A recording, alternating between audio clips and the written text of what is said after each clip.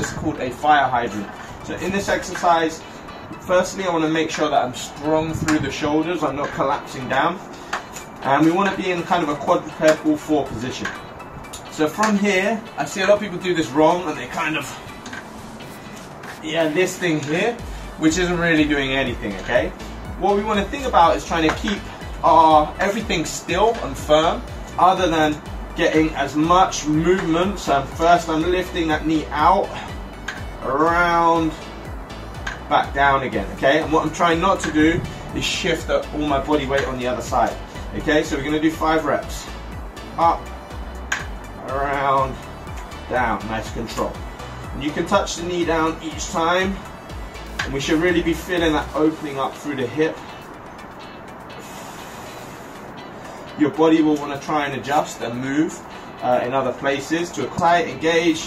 I'm going to kick back first, out, around, back in. Okay, kick back, squeeze through the glute, around and in. Get a little bit of engagement, sweep it back down. 2 more, kick back and in. Last one, kick back, around. Then you can put something underneath. I'm trying to try and get my hands down, and then from this position, okay, you can go knuckles or hands. I'm just trying to open, so I'm trying to squeeze my glutes, push my hips forwards and up. Okay, if you can't get into here, you can put blocks behind you to raise it up to make it a little bit easier.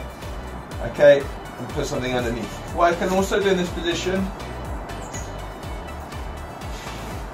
is switch side to side and adding in some reaches. So I'm getting a nice stretch opening up all through the front of my body here.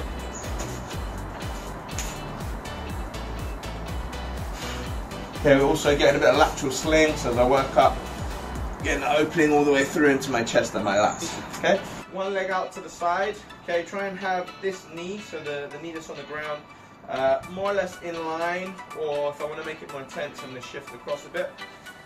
And then depending on your knee flexibility, you can either tuck the toe at the back or have it down. First one, all we're trying to do is shift our hips backwards. So I get that nice stretching opening through there. I'm also going to get some stretching through my quad and come through, drive my hips in, okay? Again, push the hips back, bum down, and drive through. And I really want to, at the top, try and push my hips forwards, my glute. So I'm going to get a bit of activation through my glutes. Coming down, and driving through. Good, we're going to do one more in there. I'm going to go out to the side again.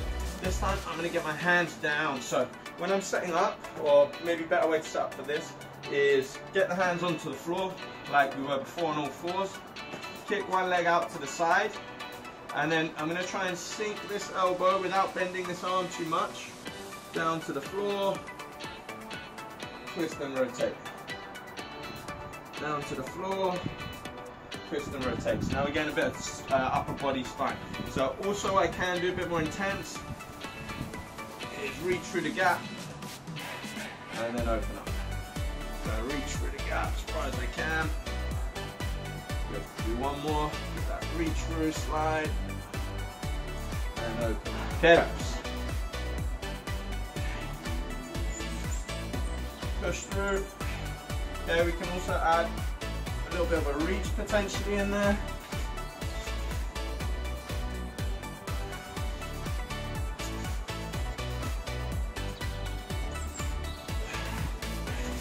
What you can try and do each rep here, so you see now I'm actually getting a bit more distance as well between those legs as I open them out. Last rep. Getting a bit of shoulders. Sweet.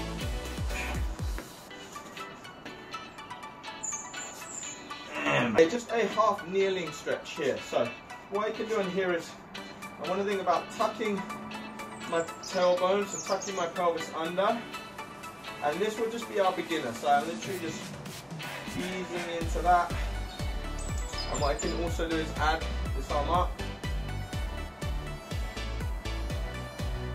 and add some reaches over here. So I'm just going to tuck the pelvis, lean in a little, and add my reach. If that feels super easy, super comfortable, what we can try and do is grab that back toe. Okay, and then similar, so I'm just moving in and out, trying to keep that tuck in the pelvis, so get a nice opening all the way up to the hip. If you lose balance, you can either use a stick or just hand on the knee here. Okay, if you can't get to the toe, don't force it. The important thing, a lot of the time I see people trying to stretch their hip flexors and they're in this position. We want to be driving the hips through, tightening the glute, and then we're opening up. So I'm actually getting that lengthening. Just depending on your mobility. So the easier option is what we call a shin box, which is where I'm going to tuck in and have the back leg tucked in, and I'm in here, okay? Some people, they might not feel anything here. For me, I still feel a bit of a stretch through that back hip.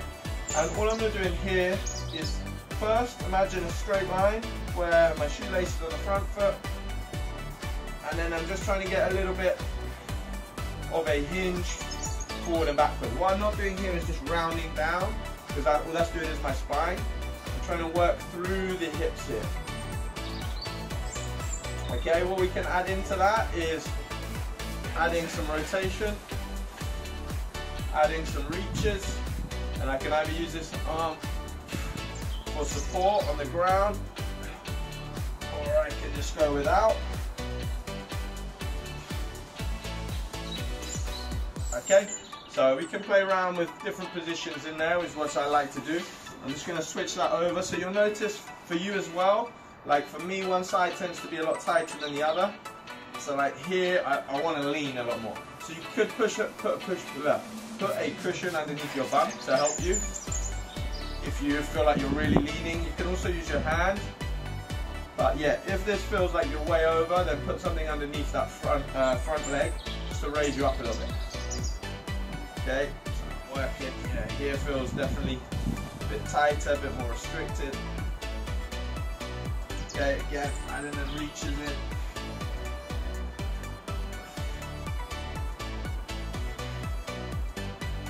I'm trying to drive my knees into the ground, which is going to create some separation and activation.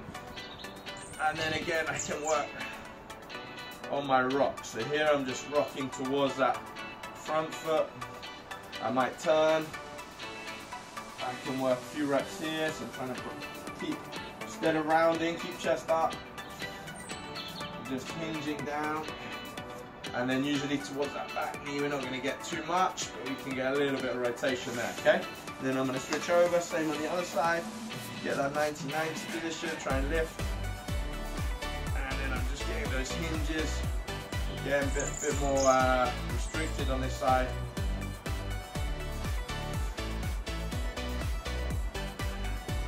Okay, then I can work down. Chest, try and get that chest down to the knee. And then, yeah, I'm not getting much over here, but I can try and get a little bit of turn and working towards that knee, okay? Because then we just gonna, so I'm trying to keep my chest upright and forwards, and I'm just letting the knee drive down, okay? So I go there, switch to this side. You can see I can get way deeper with that right leg. The left one seems super restricted. Okay, some people get that knee all the way to the ground easy, so if that's you, well done. For me, this is an area of tightness, that internal. But even just doing a few reps there, you can see it's starting to improve.